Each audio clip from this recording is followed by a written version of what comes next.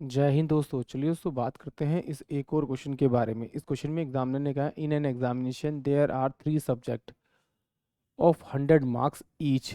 यानी एग्जामिनर ने क्या कहा कि उसके पास 3 पेपर्स हैं। पहला पेपर है 100 मार्क्स का है, दूसरा पेपर भी है 100 मार्क्स का, और तीसरा पेपर जो है वो भी मेरे पास कितना है आपका 100 मार्क्स का। ये तीनों पेपर्स हैं। फिर उसने कहा a student score 60% in the first subject. जो फर्स्ट स्टूडेंट है उसने कितना किया, 60% मार्क्स किया, यानी 60 मार्क्स किए उसने। And the second student 80 marks in second subject. तो इसने 80 मार्क्स किए सेकंड सब्जेक्ट में, यानी 80 किए हैं। ठीक है। इन, हाँ, 80 marks. He scored 70% aggregate in aggregate his percent of marks in the third exam. यानी कि उसने जो टोटल जो लिए हैं वो तीनों सब्जेक्ट में 70% लिए हैं।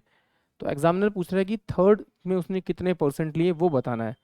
तो देखिए टोटल तीनों का सम करूंगा तो मेरे पास में कितना आएगा 300। 300 मार्क्स में से उसने कितने लिए हैं आपके 70% लिए हैं।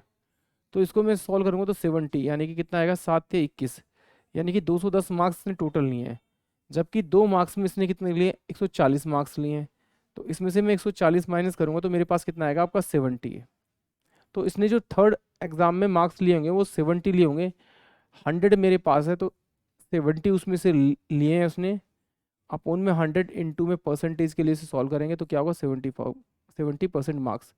उसको थर्ड एग्जाम में 70% मार्क्स की जरूरत होगी, तभी उसका एग्रीगेट जो आएगा वो 70% आएगा। यानी कि ऑप्शन डी इस क्वेश्चन का करेक्ट होगा। एक बार फिर देखते हैं एग्जामिनर ने क्या कहा। उसने कहा एक परीक्षा में 100 अंकों के 3 विषय होते हैं, पहला विषय, दूसरा विषय, तीसरा विषय। ठीक है।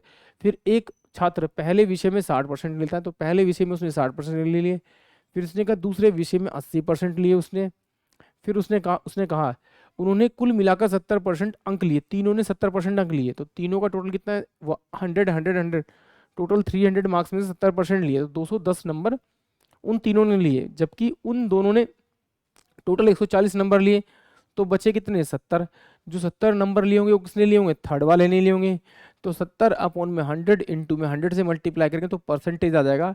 यानी कि जो थर्ड वाला बच्चा है उसने जो परसेंटेज लिया होगा मार्क्स का वो 70% लिया होगा। यानी कि ऑप्शन डी जो होगा वो इस क्वेश्चन का करेक्ट होगा। आई होप आप सभी को क्वेश्चन समझ में आएगा। जय हिंद, जय भारत।